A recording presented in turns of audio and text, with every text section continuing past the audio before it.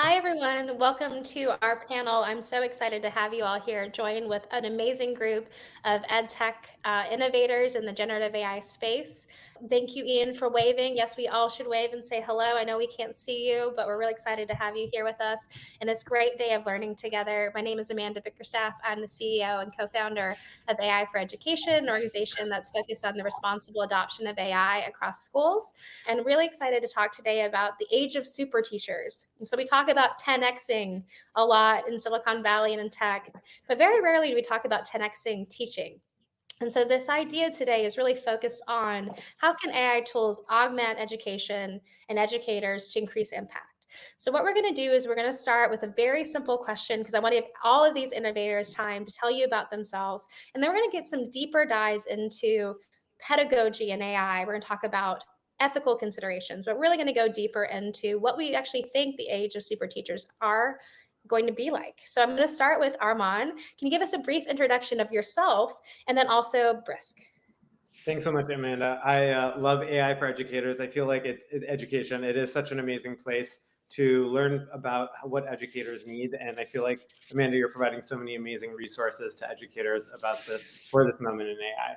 A little bit about myself is I'm an engineer by trade. I spent the last 5.5 years at the Chan Zuckerberg Initiative, where I led an exploratory product team to build something similar to Google Docs, except much more tailored for the classroom. And through that experience, built a lot of empathy for what teachers are going through and the fact that they have way too many ed tech tools and they don't have enough time. And so last year, I left my job and founded Brisk Teaching. Our vision with Brisk is not simply to just build another AI point solution, but to be really creative and forward looking and try to think about how we can redesign the ed tech stack to be pro educator and also AI native. And in order to do that, we recently launched a Chrome extension. We publicly launched in August of this year and have grown to around 50,000 weekly active teachers and are in around 7,500 schools. So it's been amazing to see that growth curve. Basically, Brisk does 4 different things. It allows teachers to authenticate human work. It allows teachers to change the reading level of any internet text. Basically, it's a Chrome extension. So you land on a web page, then you can change the reading level of that web page. Allows you to create content like quizzes, lesson plans, IEP plans, in addition to providing formative first pass feedback directly in assignments. And that has helped a lot of the students we support have more opportunities for feedback and keep them in productive struggle. So super excited, and I'm really excited to chat with such an accomplished panel. Awesome. And I'll speak Armand's phrases. I'm in Iowa, of all places. I live in New York City, working with superintendents and principals. And a principal brought up using Brisk yesterday with their 7th grade students, where the students are getting first pass feedback, and they're going to be looking at the efficacy of that tool over time to see if that actually supports students in creating better drafts. And so it was really cool. I was like, I get to talk to Armand in just a couple minutes. So that was a very cool thing. And it's always nice to hear about these tools live. So next is a buddy of mine, Ian, one of the first people I met in my AI for education journey, who is the founder of PlayLab. And Ian, take it away. Tell us about you first and then PlayLab, please. Oh, I'm Amanda's buddy, and I'm also the co-founder and CTO of PlayLab. I've been in startups and technology for my entire career. I've been building products with Gen AI for about 3 years now. And PlayLab is a community and a creative platform for students and teachers to build their own AI ed tech experiences. And the whole point of that is that we take as like a foundational principle that the more different teachers and students can try more different things for their own context, the better we'll figure out how we actually want to integrate AI into education and actually put students and teachers at the forefront of deciding how that works. And then as a nonprofit platform supporting research into not just what sounds good and what sounds flashy with AI, but what may really trying to understand what AI solutions work in what places for what people, and then helping to spread those good ideas further. So yeah, super pumped to be here, and yeah, looking forward to the discussion. Thank you. That's so great. And you got a call out yesterday in the Getting Smart by Tom Vander Ark called out PlayLab, which was really cool to see. Next going to Rajen. So from Kyron Learning, this is the first time we get to meet. So I'm so excited about learning from you today. But I'd love you to tell us all about your background and also about the work that you do. I think he might be frozen. 17 years.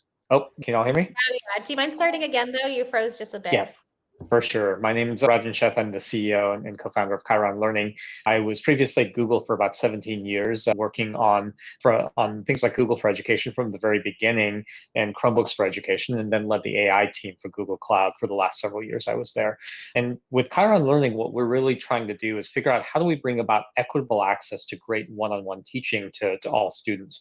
So all of us have had a teacher that has been an extraordinary teacher, and we know that an amazing teacher has an outsized impact. So imagine if we can have amazing teachers be able to teach anybody one-on-one. So what we're doing is making that possible by building a platform by which teachers can create videos that feel conversational, like a one-on-one conversation. So this is a video where the teacher can ask a question, the student can answer it, and the teacher says the right thing in response, and it continues like almost like a tutoring session. We do this through a combination of real teacher videos and conversational AI to weave it all together. We're starting in fourth grade math, and so we're seeing schools start to use this to do, for example, intervention with students and bring them up to grade level in areas that they need most help. That is great. And I love, as someone that's working in this field, the idea of early math and interventions and working around intelligent tutoring, which is by far the most evidence-based approach that we have right now for AI, because it's been around for quite a while and there's a lot of research that supports it. It's so great to hear that's the work that you're doing. And I love the approach of starting with that kind of slice, which is so important when we're working in education, and making it sure it works for students in one place and then working out from that, which is a really awesome way to ensure that you're meeting the students' needs. So thank you so much. And then last, Lisa from Ribbon Learning, also my first time getting to meet you. And so I'd love to know more about you and the work that you do. Yeah, hi everyone, and thanks Amanda. Also very huge fan of your work. So yeah, I'm Lisa. I'm the co-founder of Ribbon Education, and I've spent probably the last decade plus building digital products and programs in the education space at places like Google. I was in the Google Hangouts for Education team. At Meta, I headed up their remote learning initiatives, and then also spent some time leading product at Flatiron School.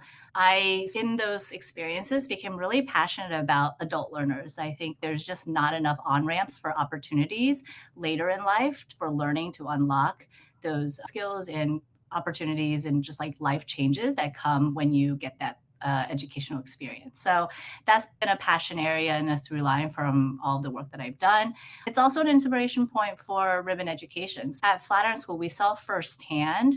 I was the head of product there. We built a lot of learner-facing technologies that we were really proud of. And at the end of the day, what moved the needle, what was reported in NPS and CSAT scores was instructors and student-facing staff and the people in the equation of the educational experience. And so I think that was a lot of reflection of, if I spent all of my energy building these products and everyone really only reported about it when it was broken or we couldn't log in, then what am I doing over here? And so I think at Ribbon Education is like doing the unsexy work of what can we do to support the student-facing staff, the instructors, the student advisors, the career services teams to actually spend their kind of limited time and energy doing the most human work, which is connecting with students, motivating students.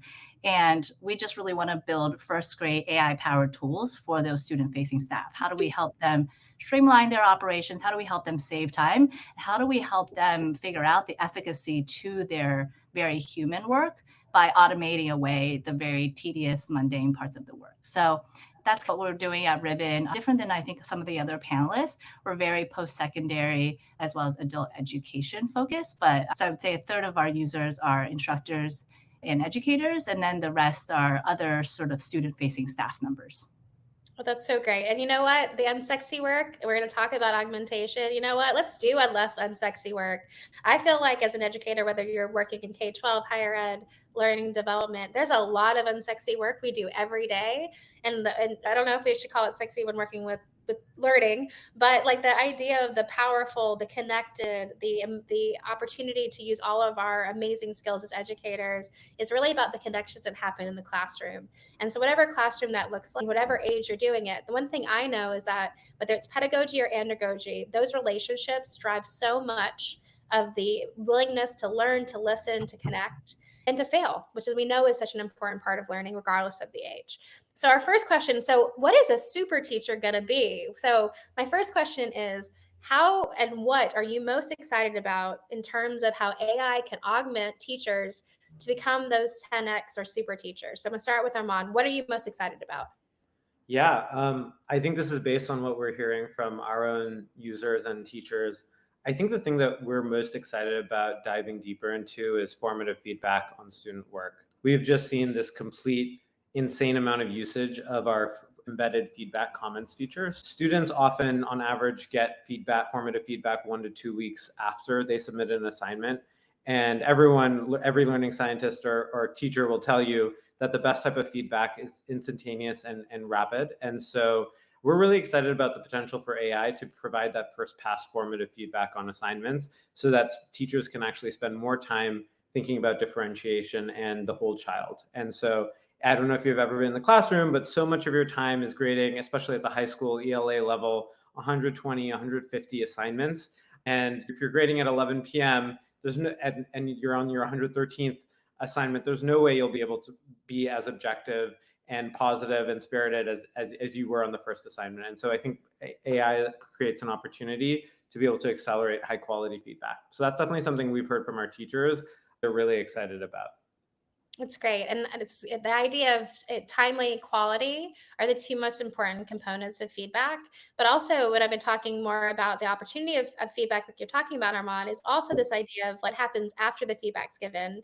So the sense of this is the feedback on a paper, but what about the quality of the interaction when the feedback is good, and students and teachers can have a better discussion, because that's where you drive that better learning. That starting place often is what's on the page, but then how do you actually move into where you're having these great discussions and you're pushing that learning even more? And so I think a lot about this idea of productivity leading to better conversations. So I love that as your goal, and also what Brisk does. So Ian, to you, what are you most excited about? How are you going to help 10x teaching? I will quote unquote double click on that for a second here. I just got an email from Dave Levin and Adrian Antal, shout out to them, who are teachers at a KIPP school in New York City. And they recently built a project to give feedback on high school writing assignments in the way that they want it to do. And the email was like, we're 2 weeks ahead of schedule in terms of grading and all that kind of stuff. And the discussion has shifted from continuing to go on to like, here's the feedback from the AI tool that we built. And what do you think about the feedback, and how can we go make things better? How can we improve our writing from here? And so I think that is going to, I think we'll get to it later on, but that's going to change the game. I think overall, I want to hear, and I'm probably the newest one to the education space, I want to hear a lot less of like, I wish I could, but I don't have the time. So that's the whole productivity thing. And a lot more like, I had an idea for X, or I needed X, and I was able to try it. And this is what I learned from doing that, whether that's a teacher or somebody else in the context for the problem that they specifically have. And so I think like, if we're doing our jobs right, then we can scale the ambition that we all have, not just us, but like the educators and the students, in terms of like, what can they actually do in school? How collaborative could that be? And using AI to like redefine what's possible with a limited amount of resources, with a limited amount of time. And as we continue to see like the AI tools become more powerful and be able to talk to each other and stuff like that, then how can we help make sure that becomes accessible to everyone, so that everybody can be, that's promised a lot of these tools, that everyone can be a creator and try the things that they want to do. And I think that's my hope for how it augments teaching in the learning environment. And that's really great. This idea of, I have all of these great ideas, but none of the time to do it. I think about like the work that we've done and seeing a teacher that creates 3 like exit tickets with 1 prompt. And instead of saying, I'm going to pick the best one, says, oh my gosh, I can give all 3 to my students because they're all good, and let them pick. And it sounds so little, but that teacher would have loved to do that all the time. But it would have taken her 3 times just to build 1, to be able to build more and then give that back to their teacher.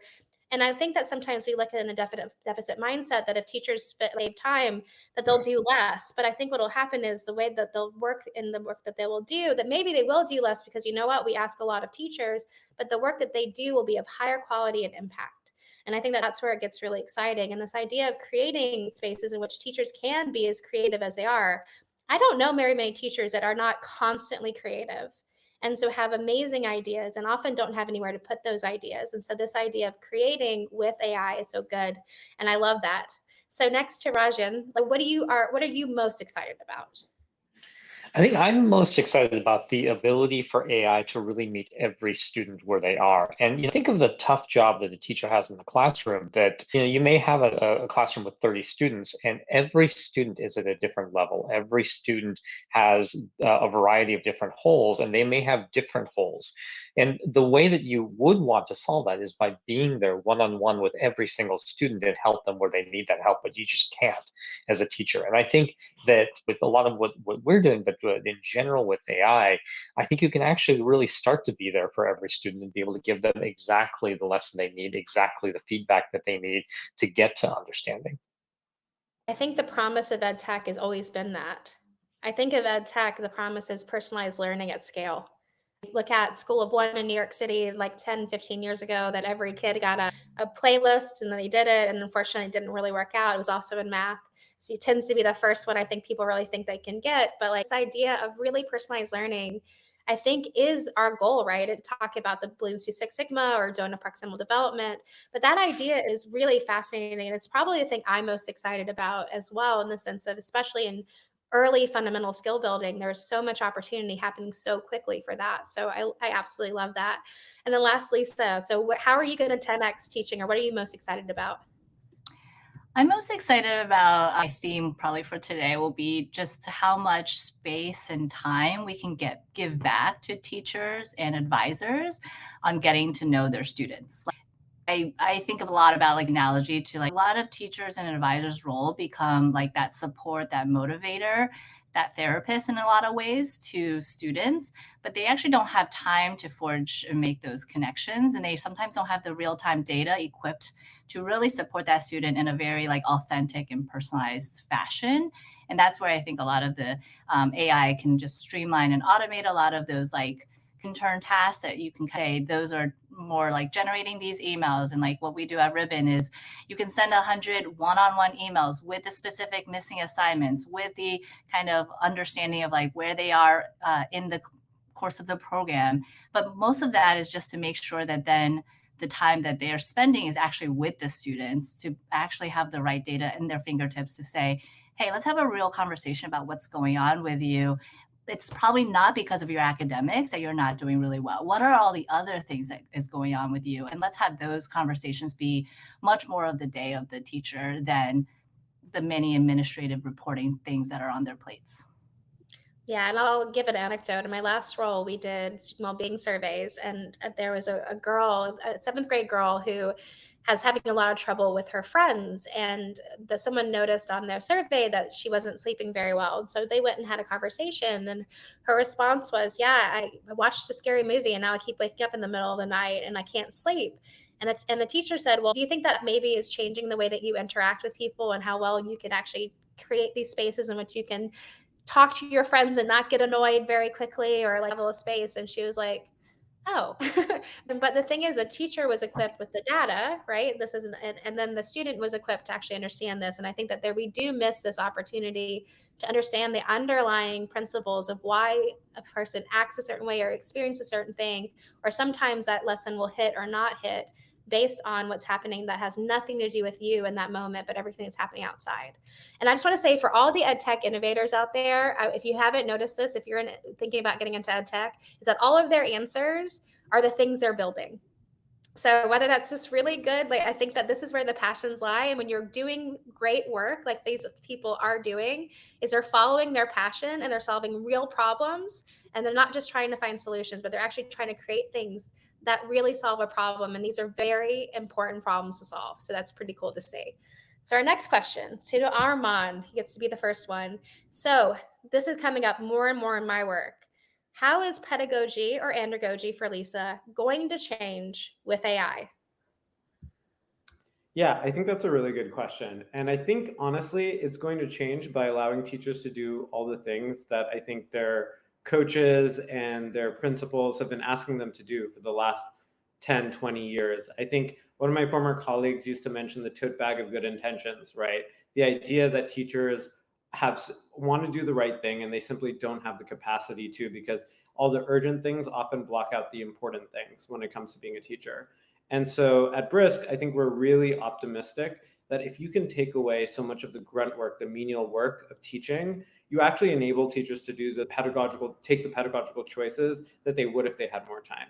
There's going to be a higher emphasis on differentiation. There's going to be a bigger emphasis on thinking about the whole child rather than thinking about just purely academics.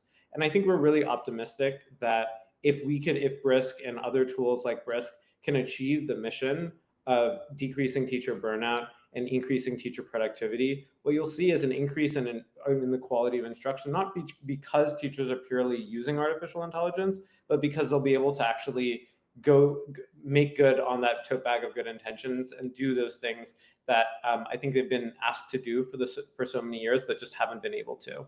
And so I'm really excited about being able to make the teaching profession more sustainable and to be able to empower pedagogy that way. That's amazing. And clearly he understands teachers, because tote bags are our life. We all love tote bags. Anybody in here that wants to give a good swag, give a tote bag. But this idea of good intentions, I mean, that's why we go into teaching of any type, is that we actually, very few people go into teaching because it's such an easy gig. And I love how that's our rhetoric. But in reality, this is an incredibly complex and difficult experience. But there are these opportunities, and think, to Arman, your point, to actually get to a place where that tote bag gets less and less full. And so they are these opportunities to create something that is better. And I think that's just a really great opportunity for all of us. Like, how do we make education better? And how do we make pedagogy better so that things work, and that we have more teachers that are engaged in the work and not burnt out, but also more students that are really finding the value, regardless of where they're from, what they look like, who they are, et cetera. So next, to Ian, how do you think pedagogy is going to change? I know that you're newer to the field, so you probably are trying to figure out a little bit, but how do you think, based on your experience and what you're building, that's going to change? One of our biggest bets, and you heard me talk about it a little bit, is that we think that pedagogy is going to become more collaborative, reducing burnouts, saving time. Ideally, we can fix the economics of teaching too, maybe one day.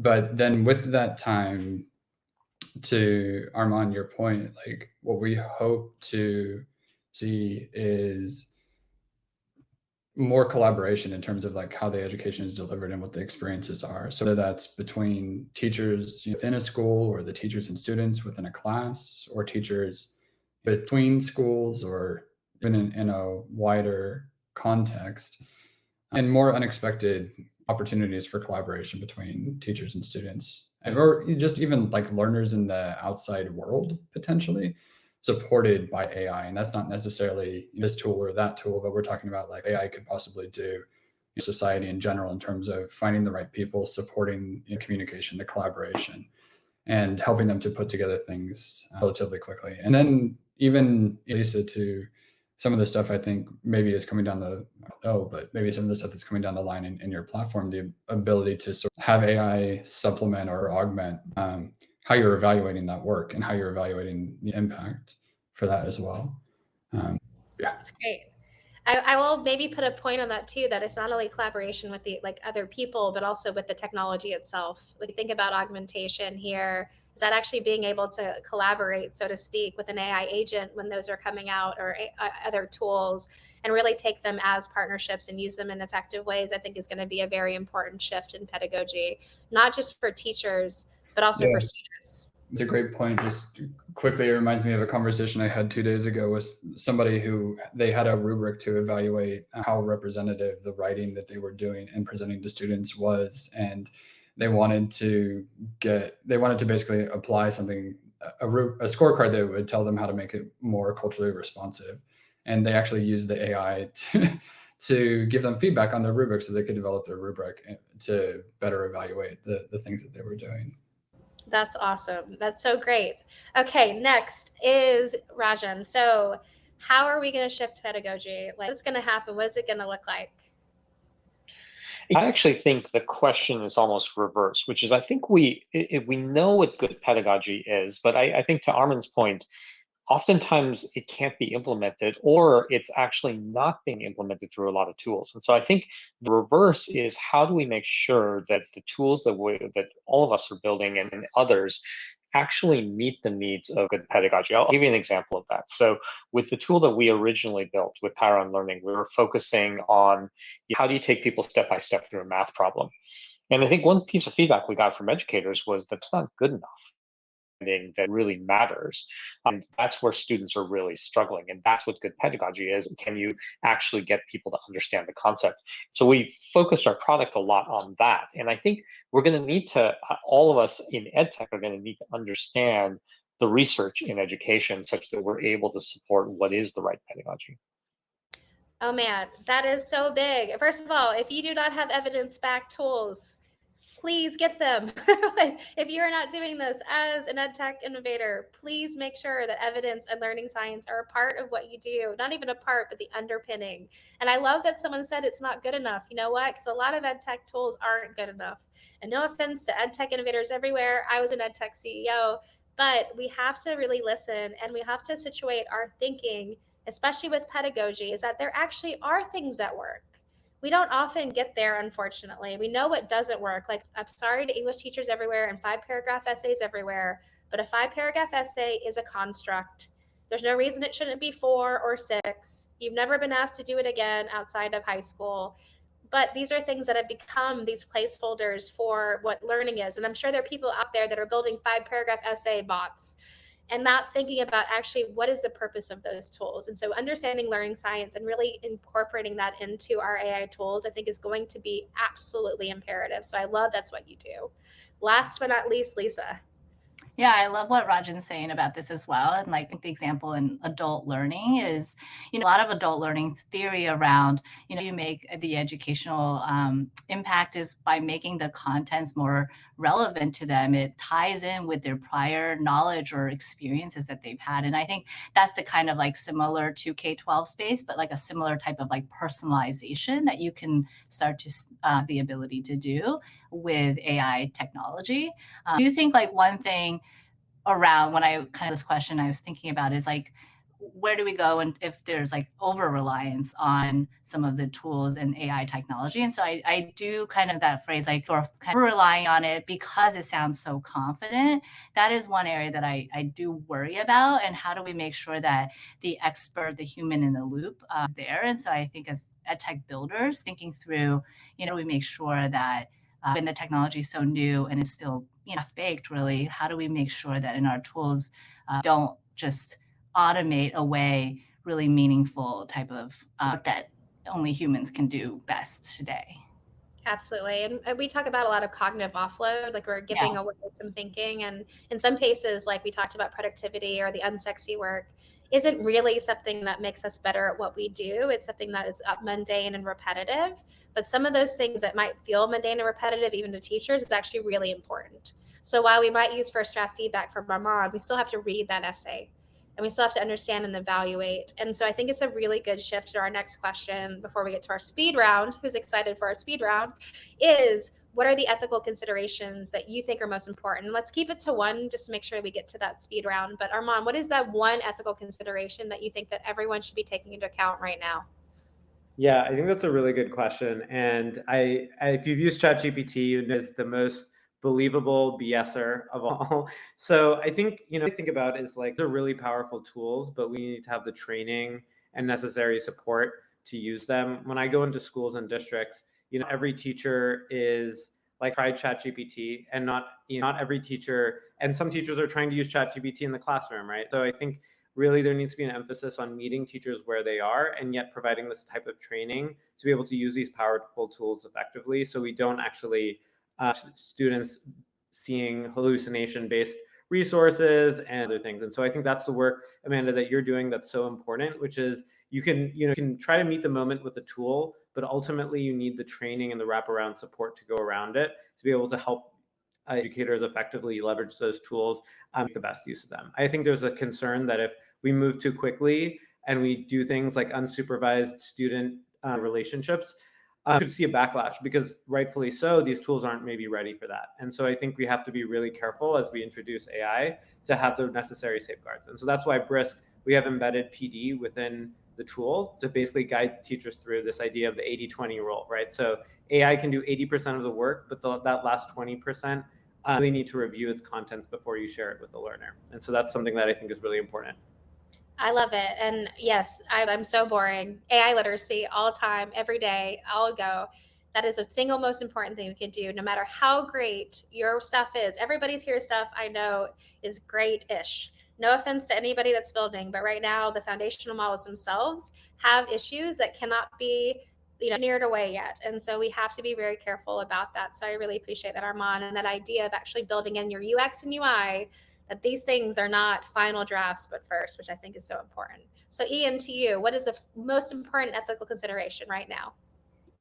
Privacy is a huge one. To both of your points, I think bias is the biggest one, because it's baked into the models, and it's baked into the models in the models that we have available today, and it's baked in ways that we don't completely understand, in ways that can come out in very subtle ways. So yeah, definitely support Arman's initiative there to bake that into the experience. It's important that that at some time or another, the bias is going to appear until we get better educational AI models. You need to be prepared for that. You need to think, another point you were making, Arman, like, not just assume that the model knows everything, or especially if it's in front of a student, for the student to know that it's just a model, it's just a computer, and that times to take it face value, and there's times not to take it seriously, and that's like a big risk, and leveling that risk depending on age of the students and the background and the experience of the students that you're interacting with is something that really shouldn't be on the teacher. It should be on the people building the edtech. For the moment, at least, it's a huge ethical consideration that a teacher needs to keep into account. Oh man, can I underline? Is it possible to underline exclamation point? It's very hard to put this on the teacher. We put a lot on the teacher, but to have them somehow be the human in the loop in this when you're building the tool is almost impossible to ask. And to be able to own that, and to talk about bias in what you do, and hallucinations, and the things that we know that are core to these generative AI foundational models, I think is so important. I can break these tools in ways that can be really damaging. And it can be damaging in a way that it will not just be damaging in the sense of bias, but it can actually tell you things that are going to hurt you. And I think that this is something that we have to be very considerate about, and not just for students, but for adults, for everyone. Ungrounded inferences is a huge part of GPT-4 vision that has not been solved. And so that's going to be in the API very soon. So how are we thinking about that? I think is incredibly important. So thank you, Ian. Rajen, so what do we think? The biggest ethical consideration? And so just to piggyback off of what the others have said, I always ask three questions I tell every educator that they should ask three questions of their AI, which is, one, what happens when the model is inaccurate? Because it's going to be. These are probabilistic models. Two, the bias. What are the data sources that are there? And three is, what might be unintended consequences of using it or putting it in front of your students? And so evaluating those. To your point, Amanda, though, that's very hard for an educator to really evaluate. And so one thing that I think is going to be really needed is almost like a nutrition label for educational products. And then there are organizations that are working on that right now. And we as application providers need to be open about those three things, so that educators know what to expect with our tools. Awesome. And if you guys are nerds like I am, you might have seen Stanford put out the Foundational Model Transparency Index. That's 115 pages, no joke. One of the 100 indicators is around how the models have been trained, the training data sets that really can cause the biases that we're talking about. And not one was open to sharing what that looked like out of 10 foundational models. And so I think that transparency and nutritional labels will be very important to have, and something that we can't underestimate. And the last, Lisa, before we get to our lightning round, what is the most important ethical consideration? I mean, that I think about a lot, and it's sort of a product decision we'll eventually have to make, is what transparency of using AI tools as you're doing that communication with your students of any kind. I think the foundation of a really great relationship is trust. And so it's a big deal that we say, look, our emails are AI generated. Is that going to break the trust? And I think adults, but also children are very easily able to see when things are not authentically human. Like it's a pretty like a lot of studies have shown that like very young ages, they can detect when something is scripted. And so if we break that trust early, that is the killer for the educational outcomes that we're looking for. And so I think about it a lot. I don't have a really great solution to that necessarily, even in my product, but I think that's something that as product builders, we need to be thinking about.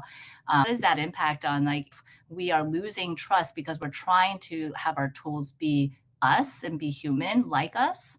And that's something that's on my mind. That's great. And oh my goodness, how great come on, how great is this panel? So I know you can't give them a high five or cheer, so I'll do it for you. So right before we move into where you get to hang out with us on our tables is I have a lightning round. And this is something that I've been asking every room I'm in. So now I'm excited to ask you all. So as quickly as possible, I'm going to ask you a very simple question.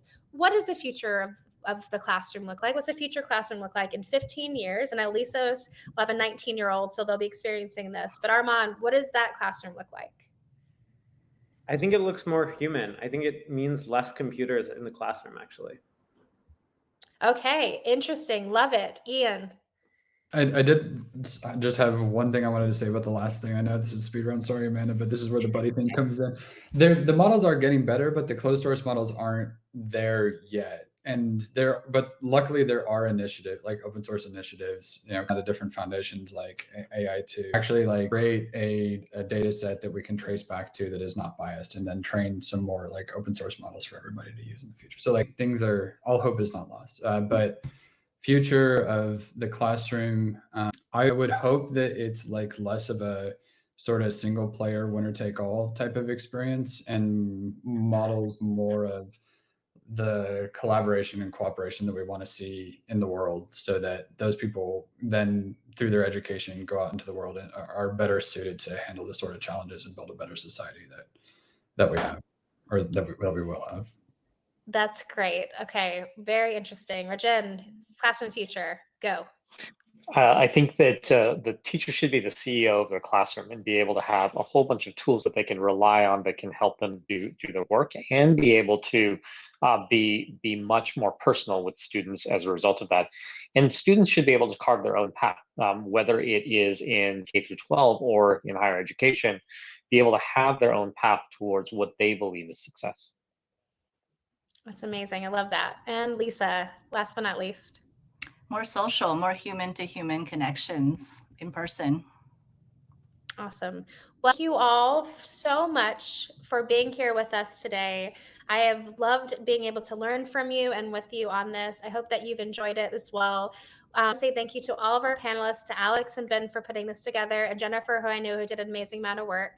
We're now going to be at tables, I think. So we're going to be at virtual tables where you can actually learn a little more. If you love Rajen's questions he asked, or Lisa's idea of actually building these productivity tools and creating more space for those connections, the building and the creativity that Eden's talking about, and Arman's work directly and impacting right now that kind of extension of what the K-12 teacher can do and their workflow, please come hang out with us. If you want to talk to me as well, I'll be there. But just thank you to everyone for joining, and I hope you enjoyed the rest of the conference.